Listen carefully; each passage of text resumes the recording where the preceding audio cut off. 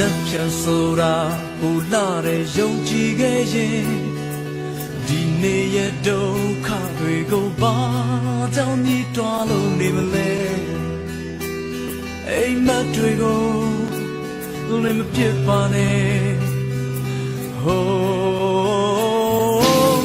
ညလုံးနဲ့ပန်းပွင့်ငယ်လေးတွေတော့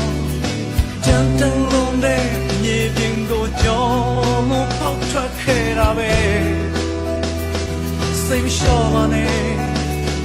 အားတင်ပါကွယ်